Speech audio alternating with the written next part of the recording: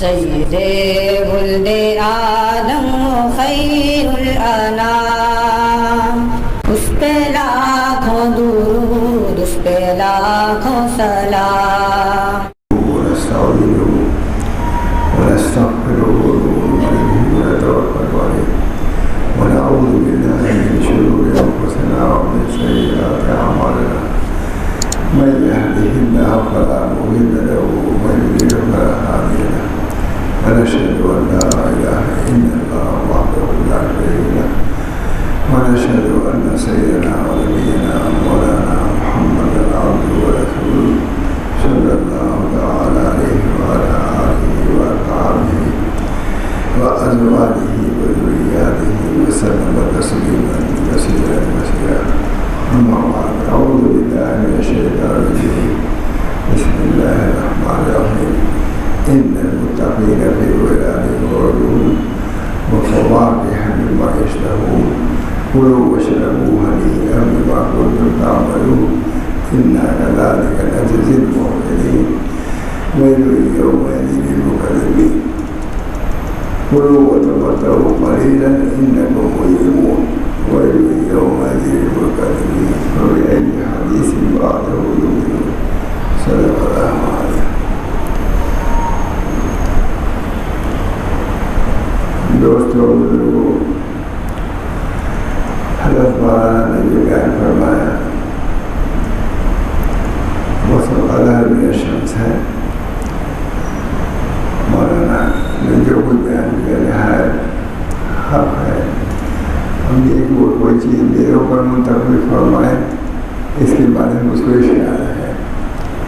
کہاں مائیں کہاں یہ چیز ہے. اللہ تعالیٰ سے دعا فرمائیے کہ اللہ تعالیٰ مجھے اس لائق بنائے، اس قابل بنائے. میں تو اپنے کو بالکل مستحق نہیں سمجھتا. جس آیت کی میں تلاوت کی ہے میرے دوستوں، اتفاق ہے رمضان کے بعد میں اس کو بیان کرنا چاہتا تھا. کئی جگہ جہاں بیان کروں، مختصر کبھی بیان کیا لیکن بیان نہیں کر پاتا تھا. آج میں نے آیت کی تلاوت یہی کی ہے تاکہ اس کے متعلق چند باتیں بیان کروں. ظاہر ہے کہ ہم لوگوں نے رمضان شریف کا مہینہ گزارا ہے. بہت ہی مبارک مہینہ، عظیم الشان مہینہ. اللہ تعالیٰ نے اپنے فضل و کرم سے ہم میں سے زیادہ تر لوگوں کو روزے رکھنے کی سعادت بخشی. بہت سے لوگ جمع تھے جو میں سمجھتا ہوں کہ رات بھر وہ تلاوت کرتے رہتے تھے. الہ آباد میں زیادہ اس کا بہت دستور نہیں تھا کہ الحمدللہ گجرات کے لوگ، ان صوبوں کے لوگ گئے اور انہوں نے پورے شہر کو وہ ایک موقع نور بنا دیا تلاوت کے ذریعے سے اور ذکر کے ذریعے سے. میرے لیے بہت بڑی سعادت کی بات ہے کہ ایسے لوگ جمع ہوئے جس کا مجھے وہم مان نہیں تھا. اس بنا کا خیال ہوتا تھا کہ ہم نے جو محنت مشقت کی ہے، ظاہر ہے کہ اس لیے کہ ہم کو تقویٰ حاصل ہو جائے. رمضان کے روزے کی غرضی بتائی ہے اللہ تعالیٰ نے، لعلکم تتقون، تاکہ تم متقی ہو جاؤ، پرہیزگار ہو جاؤ. روزے کی خاصیت ویسے ہے کہ آدمی متقی و پرہیزگار ہو جائے. تو متقی و پرہیزگار ہونے کے بعد ملے گا ہو گیا. انہیں میرے دل میں خیال ہوا یہ کہا تھا کہ شاید تم متقی ہو جاؤ، پرہیزگار ہو جاؤ. تو متقیوں کو بتلانا یہ ہے کہ متقیوں کو کیا کر ملتا ہے. یہ نہیں کہ متقی تقویٰ حاصل ہو جانا کچھ مقاصد میں سے، لیکن تقویٰ ملنے کے بعد کیا نعمتیں ملتی ہیں، کیا اللہ تعالیٰ کے انعامات ہوتے ہیں، اس دنیا میں بھی آخر میں کیا چیزیں حاصل ہوتی ہیں. اس پر میں کلام کرنا چاہتا تھا لیکن وہاں نہیں کر سکا. جو یہ آیت میں ذہن میں آئی اس وقت بھی آئی تھی کہ ان المتقین فی ظلال وعیون. اتنی محنت سے روزہ رکھا، یوں دھوپ میں روزہ رکھا، سخت روزہ رکھا، متقی ہو گئے، لیکن متقی ہونے کے بعد کیا تو ہو گئے، اس کو بھی اللہ تعالیٰ نے فرمایا ہے کہ متقی ہونا صرف یہ نہیں کہ تم متقی ہو گئے، بلکہ بہت سے انعامات سے اور بہت سے نوازشوں سے تم مشرف کیے جاؤ گے۔ ان میں سے اس چند آیت کو میں نے پڑھا تھا، جس کو ہمارے حضرت شاہ رشید صاحب بھی بہت پڑھتے تھے، اس کو بعض ائمہ بھی پڑھتے تھے۔ جب ہم لوگ الہ آباد میں آئے تو بہت عمدہ خوشبو عالم تھے جو اس سورہ کو عشاء کی نماز میں پڑھتے تھے، ہم لوگ سے فرماتے تھے کہ دیکھو اتنی عمدہ سورہ رکوع ہے، امام ہمارا پڑھتا ہے سمجھتا بھی نہیں، اتنی اہم مضامین اس کے اندر ہے، فرماتے تھے ہم لوگ مجھے سامنے نہیں کرتے تھے، دیکھو ہمارا امام کتنا بہت سے پڑھتا ہے لیکن سمجھتا ہے۔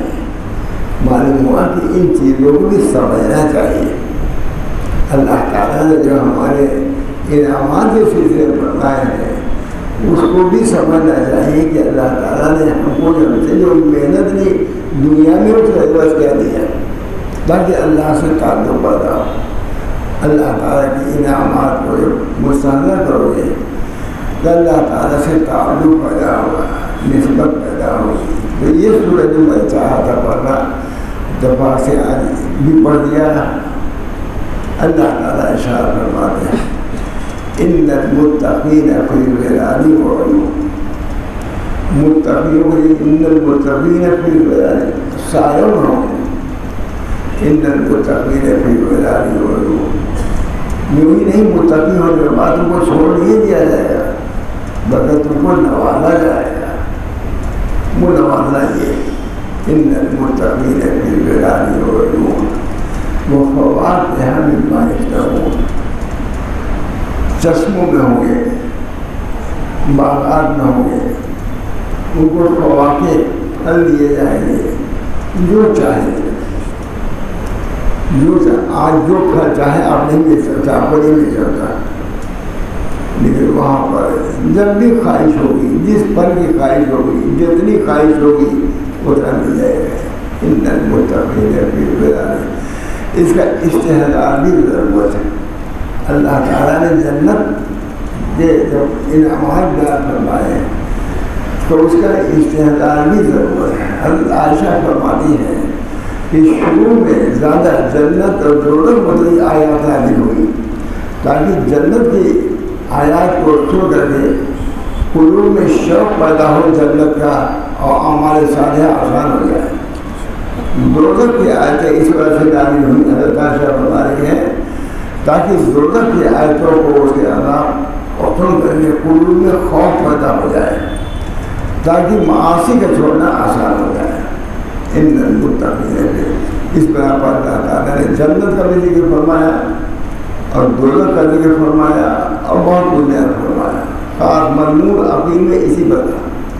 حضرت مولانا عبدالصالح ندوی تشریف لائے کہ اسلام و مسلمین کے جلسہ میں حضرت صدیق صاحب سبھی جاتے تھے، سینکڑوں سال تھوڑی ہی کرتا ہے۔ ہمارے حضرت فرماتے تھے جو اس کے منتظم تھے کہ آپ لوگوں نے بہت بڑا کام کیا ہے، جو جلسہ کرتے رہیے وہاں عبدالشکور صاحب نے قائم کیا جائے، اس کی وجہ سے زمین کو آپ نے ہموار کر دیا، ہم نے تو آ کر کے صرف بیج ہوا ہے، ہم نے کوئی نہیں کیا۔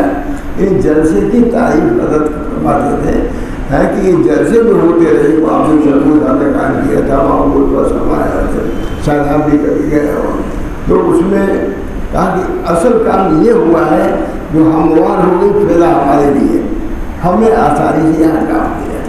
تو ان نعمتوں کا ذکر کرنا، جنت کا اور دوزخ کا، یہ ایمانیات جیسے ایمان کا تقاضا یہ ہے کہ ہم جنت کی نعمتوں کا ذکر کریں، دوزخ کے عذاب سے ڈریں بچے۔ اللہ چاہتا ہے، فرماتے ہیں ہمارے حضرت کہ جنت کا سوال روزانہ کیا کرو، ایک مرتبہ کو اللہ منی اثر الجنہ وما قرب الیہا من قول عمل۔ اے اللہ ہم جنت کا سوال کرتے ہیں اور ہر اس عمل کا سوال کرتے ہیں جو جنت پہنچا دے۔ ہم دوزخ سے پناہ مانگتے ہیں اس کا حق ہے قرآن میں بار بار آنے کا کہ کم سے کم اتنا تو اسے ڈرو، اتنا قائم کرو۔ فرماتے ہیں دوزخ سے ہم پناہ مانگتے ہیں اور ہر اس چیز سے پناہ مانگتے ہیں۔ فرماتے ہیں دوزخ بھی خوش ہو جائے گی اور جنت بھی خوش ہو جائے گی، اس کے سوال کرنے سے خوش اور اس کے ڈرنے سے وہ خوش ہو جائے گی۔ اور اس پر مثال بھی دیتے تھے کہ دیکھو پولیس کھڑی رہتی ہے چوراہے پر، رکشے میں 3 آدمی آتے ہیں، ایک آدمی اتر جاتا ہے کہ تاکہ خلاف قانون نہ ہو۔ پولیس دیکھتا رہتا ہے لیکن دیکھتا ہے کہ وہ ڈر کی وجہ سے میں اتر گیا تو معاف کر دیتا ہے، کبھی اس کو اتر نہیں۔ ایسا خوف کسی چیز کا، یہ جس سے خوف کیا آتا ہے اس سے وہ خوش ہوتا ہے۔ اس بنا پر حضرت بہت فرماتے تھے، تو حضرت باری نے ایسے کہا کہ آپ جان رہے ہیں اسلام مسلمین کی جلسے میں جنت اور دوزخ متعلق ذکر کیجیے گا، مولانا سے ہم لوگ صاحب نے حضرت نے بلا تکلف فرمایا کہ حضرت ہمارے پاس تو مواد ہی نہیں تھا، ہمارے پاس اس کا مواد ہی نہیں۔ فوراً حضرت ماشاء اللہ صاحب اٹھے اور گلمانی نکالا اور جب یہ جنت کے آتے سب چھوڑا دیا، کہا کہ اسی کو بیان کیجیے گا۔ چلا تو ہمارا بیان نہیں تھی بس تو جنت اور دوزخ، جنت سے نجات پا جانا تقوی سے، جنت کے اندر پہنچ جانا، دوزخ سے پناہ، یہ بہت بڑی نعمت ہے۔ تو اللہ میاں نے ہم سے جو روزہ رکھوایا، بھوک پیاس رکھوایا ہے، یہ نہیں کہ صرف تقویٰ حاصل ہے بلکہ اس کے پھر انعامات اس کے شمار کرائے ہیں کہ جو متقی ہوتا ہے اس کو یہی چیزیں حاصل ہوتی ہیں۔ ان المتقین فی ظلال وعیون وفواکہ مما یشتہون، جو پھل چاہو گے ملے گا، جو پھل، اور پھل اس قسم کا ہوگا۔ ایک صاحب کشف بزرگ نے لکھا ہے کہ ایک پھل کھانے کا خیال ہوگا کہ یہ پھل ہمارے منہ میں آ جائے، ہم کھا دیں۔ لکھا ہے کہ فوراً وہ پھل آپ کے منہ میں آ جائے گا۔ یہ تصور کیا کہ ہم کو وہ پھل کھانا ہے، فوراً منہ آپ کے منہ میں آ جائے گا۔ اور جس منہ میں جو پھل آپ کے پاس آیا بیلی وہ پھل وہاں لگا ہوا رہے گا۔ جس پھل کو آپ نے کھانا چاہا وہ پھل آ گیا، اور جو کھایا آپ نے بیلی اس شاخ میں لگا ہوا رہے گا۔ کہتے ہیں کہ اگر ایک سیکنڈ کے لیے بھی انقطاع ہو تو لا مقبوت و ممنوع کے خلاف ہو جائے گا۔ اس بنا پر جنت کا پھل کھایا بھی آپ نے اور لگا ہوا ہے تو فواکہ ایسے ہوں گے، یہاں سے کہ نہیں پھل رکھے ختم ہو جاتا ہے، جیسے تربوز ختم ہو گیا آپ نہیں ہیں، انار ختم ہو گیا نہیں، وہ پھل دوسری ہے۔ حضرت مریم کو وہ پھل دیا جاتا تھا، کہاں سے پھل پاتی ہے نہیں زندہ۔ تو یہ ہے تقوی کے یہ انعامات، ان المتقین فی ظلال وعیون وفواکہ مما یشتہون کلوا واشربوا ہنیئا، ایسا اللہ فرما رہا ہے۔ جیسے بچوں کو کہا جاتا ہے بیٹا کھاؤ، تمہارے لیے تمہارے باپ لائے ہیں، ہم نے تمہارے لیے حلوہ پکایا ہے، یہ چیز ہے کوئی انداز ہے، مجھے تو بہت مزہ آتا ہے، تو حضرت کو بہت مزہ آتا ہے، تو ہم تو وہی کہہ رہے ہیں ان المتقین فی ظلال وعیون وفواکہ مما یشتہون کلوا واشربوا ہنیئا، خوشی خوشی کھاؤ۔ کوئی اس کے اندر یہ نہیں کہ کبھی کڑوا ہو، کوئی کھٹا ہو، کوئی میٹھا ہو، جیسے تمہاری خواہش ہو اسی اعتبار سے ملے گا۔ وقدروها تقدیرا، میں ادھر سے وہ مزہ گیا کہ جو برتن جو ہوں گے، جو اس میں چائے یا شربت جو بھی دی جائے گی، جتنا آپ کی خواہش ہوگی اتنا ملے گا۔ یہاں روز ڈانٹ پڑتی ہے، اگر چائے بھر دیا تو بھر دیا، زیادہ کم دیا تو بھر دیا، ختم مسئلہ۔ اور وہاں یہ بات نہیں، اس سے بھی نجات رہے گی، جتنا چاہے گا اتنی آئے گی، ڈانٹنے کی ضرورت نہیں پڑے گی۔ وقدروها تقدیرا، ان دو پیالیوں کو انہوں نے کہا جتنا خواہش ہوگی اتنی آئے گی، آدھی پیلی کھائی آدھی آئے گی، پوری چاہ پوری بھی آئے گی، یہ نہیں کہ آدھی چاہ بھر کے آگے تو آدمی کلفت ہوتی، اس کلفت سے نہیں اللہ بچائے گا۔ جو یہ کلفت ہوتی ہے زمانے میں تربر صاحب، اس سے بھی بچائے گا۔ نعمت کیا ہے متقابلین، آمنے سامنے بیٹھے ہوئے، کسی کی پشت کسی کی طرف نہیں پڑے گی، اس سے بھی وحشت ہوتی کہ نہیں، اگر تھوڑا سا ہوتا آگے پشت کی طرف بھائی ادھر آ جائیے، یہ متقابلین، جدھر ہم جائیں گے کسی کا پیچھا نہیں پڑے گا۔ یہ جنت کے خصوصیات، متقابلین، متقابل، کوئی پیچھا پڑنے کوئی سوال ہی نہیں۔ آج کوئی کرسی ڈاکٹر واکٹر لوگ بناتے ہیں اس کا نہیں کے لیے گھومتی رہتی ہے لیکن پیچھے پڑتا نہیں کہ کہنا ڈاکٹر کہتا ہوں آپ ماہر ہو مستری کہتا ہوں آپ بڑی ماہر ہو پیچھے پڑتا ہے یہ ہوا اس کے پیچھے پڑ جائے گا لیکن اللہ کی کرسی ایسی ہوگی کہ جدھر بھی بیٹھے کسی کا مقام پیچھا نہیں پڑے گا یہ اللہ کی نعمت ہے پھر اس کے بعد فرمایا یہ ایک مجھے سلانا حاصل ہے کہتے ہیں ان المتقین فی ظلال وعیون وفواکہ مما یشتہون کلوا واشربوا ہنیئا بما کنتم تعملون اس پر ایک بار نظر بما کنتم اللہ تعالیٰ نے عمل کو کھایا کہ عمل کی وجہ سے یہ نعمتیں ملی ہیں اور نبی اکرم صلی اللہ علیہ وسلم فرما رہے ہیں کہ عمل کی وجہ سے کوئی جنت میں جا ہی نہیں گئی صحیح بہت مولانا کہتے ہیں کہ عمل کی وجہ سے جنت میں کوئی نہیں جائے گا صحابہ نے کہا یا رسول اللہ کیا آپ بھی نہیں جائیں گے کہا میں بھی نہیں جاؤں گا مگر کہ اللہ کی رحمت آ جائے میں نے کہا اللہ تو بار بار کہتا ہے کہ عمل سے جنت میں جا رہے ہیں رسول کہہ رہا ہے کہ عمل سے تم جنت میں نہیں جاؤ گے بہت آدمی تھے میرے صاحب ابراہیم جبلا عمل سے ہزار آدمی بنتا تھا اللہ فرق سے میں نے کہا کہ اللہ تعالیٰ شان ربوبیت سے کہہ رہا ہے کہ اتنا سبحان اللہ کہو اسی سے بڑھ دیں گے مولانا وہی فرماتے ہیں کہ ایک مرتبہ اللہ کہنے سے اللہ ایک مرتبہ اللہ کہنا دنیا معافیہ سے بہتر ہے مولانا وہی فرما رہے ہیں حضور صلی اللہ علیہ وسلم نے کہا زبان سے تمہاری زبان جگہ سے کر رہے میں بہت زیادہ خوشور بات نہیں اسی سے کرنے میں تم چلے جاؤ گے تو رسول اللہ صلی اللہ علیہ وسلم نے دوستوں یہ جو کچھ بھی کام کرتے ہیں حضور صلی اللہ علیہ وسلم فرما رہے ہیں کہ تم عمل کتنے ہی کرو عمل سے تم جنت نہیں جاؤ گے نبی صلی اللہ علیہ وسلم فرما رہے ہیں کہ اللہ تعالیٰ فرما رہے ہیں کہ ایک مرتبہ اللہ کہہ دو ایک مرتبہ سبحان اللہ کہو اس میں ہم جنت دے دیں گے تو میں نے کہا کہ نبی صلی اللہ علیہ وسلم شان عبدیت میں یہ بات کہہ رہا ہے کہ کتنی ہی ہم عمل کریں اللہ کے شان نہیں ہے اس کا ہم راچہ حدیثوں میں آتا ہے کوئی شخص اگر پیدا ہو اور اسی وقت سجدے میں چلا گیا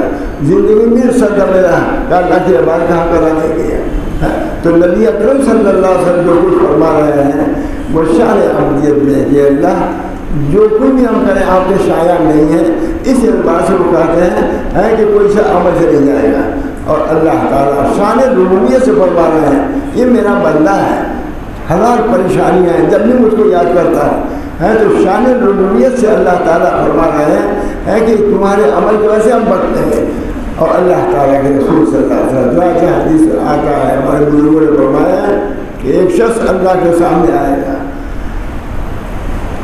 گناہوں کے شرم کی وجہ سے اس کے گوشت کٹ کر کے گرنے رہیں گے گناہوں اللہ تعالیٰ فرمائے اے میرا بندہ کیوں وہ پریشان ہوتا ہے ہم ہی نے تو لکھ دیا تھا جس میں تمہیں گناہ کیا یہ شان ربوبیت وہ تو اپنے گناہوں کو سوچتے کہ اتنا نادم ہے کہ اس کا گوشت گر رہا ہے اور اللہ فرما رہا ہے کہ اے میرے بندے کیوں تمہیں اتنا شرم آتا ہے ہم ہی نے تو گناہ لکھ دیا تھا لیکن میں نے کیا فرماتے ہیں علامہ شاعری اور فرماتے ہیں کہ اگر یہی بات اللہ تعالیٰ کے سامنے بندہ کر دیتا فوراً جاننے میں اور بھیجا جاتا کیونکہ دونوں کے شان الگ الگ ہیں اللہ کے شان ربوبیت ہے اور بندہ کے شان عبودیت ہے میرے دوستوں اللہ تعالیٰ نے ہر جگہ اپنے ان اعمال کو بیان کیا ہے یہ نہیں کہ خوش کی خوش ہے بلکہ ہم تم سے عمل کرائیں گے دیں گے یہ نعمتیں تمہارے لیے ہیں کیونکہ عام ہر بات عمل کے بعد جزا ملتی ہے تو اللہ تعالیٰ جزا وہاں جزا الاحسان الا الاحسان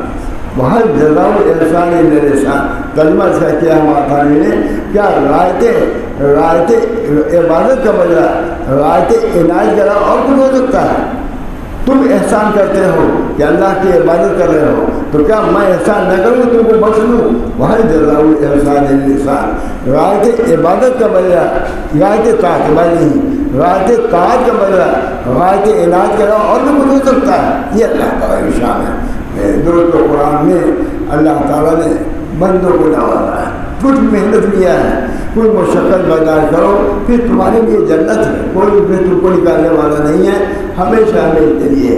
ان المتقین فی ظلال وعیون وفواکہ مما یشتہون کلوا واشربوا ہنیئا بما کنتم تعملون۔ اب دیکھیں انا کذالک نجزی المحسنین ویل یومئذ للمکذبین۔ اب اس کے بعد سنیے کلوا وتمتعوا قلیلا انکم مجرمون، کلوا وتمتعوا قلیلا انکم، کھاؤ پیو تھوڑا، مجرم ہو تم۔ حضرت سید الاولیاء اس آیت کو پڑھتے تھے تو روتے تھے، اتنا روتے تھے کہ کہا یہ میرے لیے، کلوا وتمتعوا قلیلا انکم، کھاؤ پیو تم مجرم ہو۔ یہ حضرت نظام الاولیاء نے وہ کہا تھا، اتنا زار و خدا رہتے تھے یہ اللہ یہ روز خوش ہے، آج پردہ خوش نہیں، آج ہم کھا پی رہے ہیں یہ تو اچھا ہے، کل کے لیے اچھا نہیں، زار و خدا روتے ہی رہ جاتے تھے۔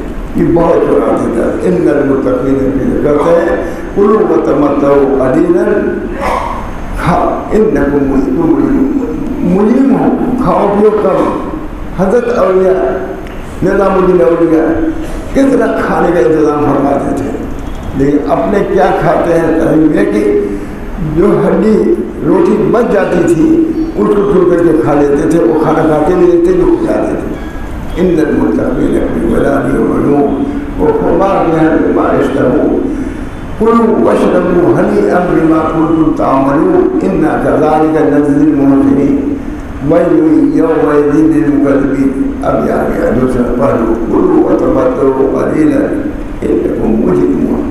حضرت نظام الاولیاء اس کو نہیں دیکھا، اس کو اپنے اوپر سوال کر لیا، یہ حال ہے۔ اس آیت کا یہ حال ہوا کہ اتنا روتے تھے کہ کہتے ان لوگ خوش ہیں آج کے دن اچھا ہے، کل کے دن اچھا نہیں ہے، یہ کر کے روتے زیادہ پتا کیا ہو رہا ہے۔ یہ بھی تو ایک حال ہونا چاہیے۔ ہاں یہ بھی ہے، قرآن میں یہ بھی ہے، عمل بھی ہے نہیں بھی ہے اور حال بھی تو ہے۔ حضرت امام ابو حنیفہ رحمۃ اللہ علیہ نے عشاء کی نماز پڑھی، امام نے اذا زلزلت پڑھی، ومن یعمل مثقال ذرۃ معلوم یہ سب کو۔ امام نماز کے حجرے میں چلے گئے، لیکن حضرت امام ابو حنیفہ داڑھی پکڑ لیا اور کہا اے اللہ، جو ذرہ برابر نیکی کا بدلہ نیکی سے لے گی اور ذرہ برابر بدی بدر بدی، اس عبد الرحمان کو آنکھ سے بچا لیے کھوئی کی اذان ہوگی۔ ہمارے حضرت فرماتے تھے کہ ہم لوگ مقلد ہیں امام حنیفہ کے، لیکن صرف ابھی اقوال کے مقلد ہیں، احوال کے مقلد نہیں، مقلد نہیں ہوئے۔ جیسے اقوال کے مقلد ہیں، ہم کو احوال کا بھی مقلد ہونا چاہیے۔ یہ احوال پیدا کر، یہ تصور ہے، یہ شروع ہے۔ حال قول میں بھی اتباع، عمل میں اتباع اور حال میں بھی اتباع، حال کی بھی ضرورت ہے۔ نبی اکرم صلی اللہ علیہ وسلم حدیث میں میں نے کل کہیں دیکھا ابھی کہ حضور صلی اللہ علیہ وسلم کے اقوال کے افعال کے احوال تینوں کی اقتدا کرنا چاہیے، تب صحیح سنت ہوگا۔ ہماری کوشش کیا حضور صلی اللہ علیہ وسلم کیا حال تھا، پڑھائی میں کیا حال تھا، لوگوں کے سامنے کیا حال تھا، قلب کا کیا حال تھا۔ بہرحال میرے دوست بزرگوں اس پر تھوڑا سا میں بیان کرنا چاہتا تھا، اعتبار سے آج بیان کریے، کئی دن میں سوچا بیان کروں لیکن میں سوچا بیان نہ کروں۔ کلوا وتمتعوا، یہ تو حضرت اتنا پڑھتے تھے، روتے تھے، وہ بھی روتے تھے۔ کلوا وتمتعوا قلیلا انکم مجرمون۔ اب ضرور کہتے تھے کہ اب میں امام ابو حنیفہ کے اقوال کے ابھی مقلد ہیں، احوال کے بھی مقلد ہونا چاہیے، تب صحیح معنی مقلد ہو کہتے تھے لوگ خانقاہ تھے، کیونکہ خانقاہ تو احوال کے درست کا نام ہے۔ خانقاہ اقوال اور افعال کے تو ہر درست، لیکن ان احوال ہی کی درست ہوئی کے لیے وہاں گنگوئی وہاں تھانوی کے گئے، وہاں رشید احمد صاحب گنگوئی وہاں گنگوئی کے ہمارے حضرت صاحب رہ گئے، وہاں محمد قاسم صاحب کہتے تھے کہ میں اس کے نہیں جاتا۔ احوال، اسی احوال کی اقتدا کے لیے بزرگوں سے حال تکلف پیدا کیا جاتا ہے، تاکہ جس طرح نبی کریم صلی اللہ علیہ وسلم کے اقوال و افعال ہماری زندگی میں آئے، ان کے احوال بھی آئے، کیسی شفقت تھی، کیسی عنایت تھی، کیسی عبودیت تھی، کیسی معرفت تھی، کیسی خشیت تھی، یہ اعمال ہیں، اس کو بھی پیدا کرنے کی ہم لوگوں کو کوشش کرنا چاہیے۔ دعا کریے اللہ تعالیٰ نے جو کہلایا ہے مجھ کو بھی عمل کی توفیق کو دے رہی، اللہ تعالیٰ ہر کسی کی عافیت دی، اور جو صحیح معنی میں دین ہے، جو شریعت ہے، اللہ تعالیٰ ہم کو اپنی زندگی میں لانے کی توفیق فرمائے، اللہ تعالیٰ توفیق دے۔ آپ حضرات نے اتنی دیر سنا، میں تاریخ والا کو بیان کر دیا، اللہ تعالیٰ اس کو بھی قبول فرمائے، ہم کو واقعی صاحب حال بنا دے، صاحب حال بھی ہیں، صاحب عمل بھی ہیں، صاحب بلکہ صادق الحال ہونا چاہیے۔ امام محمد کہتے ہیں وہ قصہ، شیخ ایک خاص معاملہ ہے، شیخ صادق الحال بول، اس وجہ سے یہ انہوں نے کیا، اس کو حضرت نے چار نہیں کہا کہ شیخ محمد اللہ نے صادق الحال فرمایا، ان کو خواہش تھی ہے کہ صادقین کی صحبت میں رہے، تو صرف صدقہ فی المکان، صدقہ فی المال، صدقہ فی الحال کا امام روحانی نے نہیں ذکر کیا، تلاش میں تھے کہ تین حال تھے، صادق الاقوال، صادق الافعال، صادق الاحوال۔ صادق الاحوال کا لفظ اس کے ذمے کہیں صادق الروحانی والا نہیں لکھا۔ حضرت امام محب اللہ الہ آبادی امام حسین انہوں نے اپنے کسی مضمون میں بیان کر کہا دیکھو مل گیا ہے، اب اس کو بیان کر جو عالم آتا تھا اس کے سامنے بیان کرتے تھے کہ دیکھیں صادق الحال میں کوئی ہوتا ہے، اس کی بھی فکر ہونی چاہیے۔ اللہ ہم سب کو توفیق دے، ہمارا الحمدللہ رب العالمین۔ دعا ہمارے قلوب کو صاحب احوال نمویہ بنائے، اور ہمارے دل میں توکل، تواضع، نیستی، فلاحیت، یہ چیزیں ہمارے اندر آئیں، اور صحیح معنوں میں ہم اپنے بزرگوں کے جانشین ثابت ہوں اور ان کے نائبین ثابت ہوں۔ ربنا تقبل منا انک انت السمیع العلیم برحمتک یا ارحم الراحمین۔